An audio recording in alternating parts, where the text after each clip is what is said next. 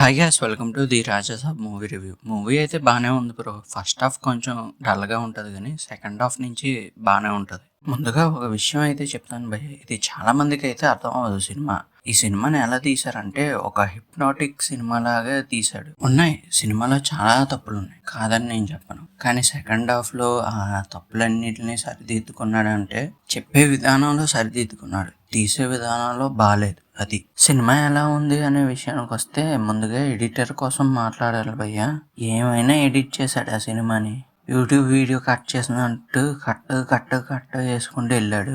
అందుకే జనాలు కూడా కట్టు చేసుకుని కట్ ఇఫ్ చేశారు సినిమా. ఇంకా స్టోరీ విషయానికి వస్తే గంగాదేవికి భర్త అయిన కనకరాజు ఆవిడకి చెప్పకుండా ఎటో వెళ్ళిపోతాడు. అతన్ని ఎలాగైనా కనిపెట్టి తీసుకురమ్మని మనవడైన రాజాసాబ్ని ఎప్పుడు బతిమలాడుతూ ఉంటది. అలా కనిపెట్టే ప్రాసెస్ లోనే వీళ్ళు ఒక మహల్లోకి అయితే ఎంటర్ అవడం జరుగుతుంది. మరి ఆ మహల్లోకి ఎంటర్ అయిన తర్వాత ఏం జరిగింది, అసలు ఆ మహల్కి రాజాసాబ్కి సంబంధం ఏంటి అనేది తెలుసుకోవాలంటే సినిమా చూడాల్సింది. ఏమయ్యా మారుతి, ఎడిట్ చేస్తున్నప్పుడు నువ్వైనా పక్క నుండి చెప్పాలి కదయ్యా, మరి అంతలా ఎలా వదిలేసావు? ఒక పెద్ద సినిమా తీస్తున్నప్పుడు మరీ అంతలాగా మర్చిపోతావా? ఈ నెగిటివిటీ అంతా రాగానే రాజాసాబ్ ఓల్డ్ గెటప్ లో ఉన్న సీన్లన్నీ నిన్న సాయంత్రం 6 గంటల నుంచి వేసేస్తానని చెప్పాడు. అసలు కట్ చేయడం ఎందుకు, మళ్ళా ముందు తీసుకొచ్చి పెట్టడం ఎందుకు?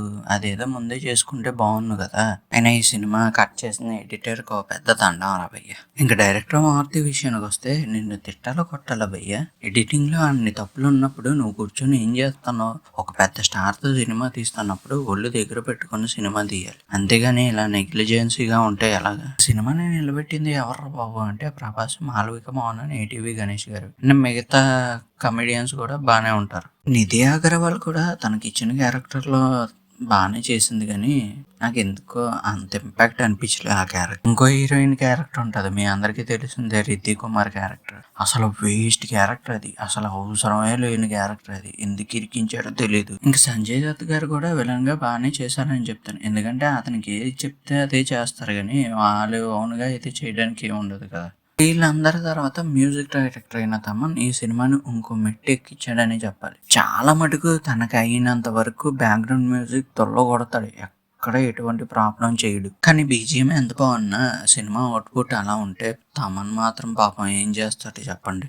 నిజం చెప్పాలంటే వీలైనంత వరకు తమను కూడా సినిమాని నిలబెట్టాలని చూశాడు చాలా మటుకు. సినిమాకి హైలైట్ పాయింట్ ఏంటంటే క్లైమాక్స్ భయ్య, ఎందుకంటే అక్కడ ప్రభాస్ నటించే తీరు చాలా బాగుంటది. ఆ ఎమోషన్స్ చాలా వర్కౌట్ అయ్యాయి. సినిమాటోగ్రఫీ, సిజిఐ, విఎఫ్ఎక్స్ ఇవన్నీ కూడా బాగానే ఉన్నాయి. కానీ ఎన్ని బాగున్నా ప్రయోజనం ఏంటి? డైరెక్టర్ అనేది సమ్మింగ్ సినిమాని పట్టించుకోకపోతే. ఇంకో చెప్పుకునే విషయం ఏంటంటే సినిమాకి యాక్షన్ సీన్స్ చాలా ప్లస్ అవుతాయి భయ్య. అంతేకాకుండా ప్రభాస్ చేసే అటగారం కూడా టైమింగ్ బాగుంటది, చాలా బాగుంటది. అండ్ ఇప్పటిదాకా ఎవరైనా చూడకపోతే వెళ్ళి చూడండి, ఎందుకంటే నిన్నటి నుంచి ప్రభాస్ ఓల్డ్ లుక్ లో ఉన్న సీన్స్ అన్ని యాడ్ చేస్తున్నారంట. సినిమా కూడా బాగానే ఉంటది. ఈ హిప్నోటిజం, మైండ్ ట్రాన్స్ లోకి తీసుకెళ్ళడం, బ్లాక్ మ్యాజిక్ ఇలాంటి సినిమాలు ఎవరికైనా నచ్చితే ఈ సినిమా కూడా ఖచ్చితంగా నచ్చుతుంది. ప్రభాస్ను కూడా వింటేజ్ లుక్ లో 70% దాకా అయితే చూస్తాం.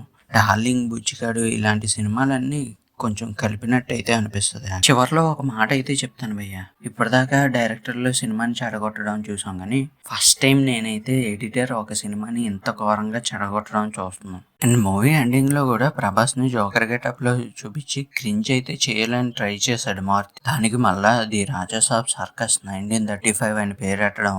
ఓకే గైస్, ఇది ఇవాళ వీడియో. నచ్చితే లైక్ చేయండి, షేర్ చేయండి, సబ్స్క్రైబ్ చేసుకోండి. ఎవరైనా ప్రభాస్ ని వింటేజ్ లుక్ లో చూడాలి, మేము చూస్తాం అనుకున్నట్టయితే వెళ్ళండి. సెకండ్ హాఫ్ నుంచి బాగుంటది సినిమా.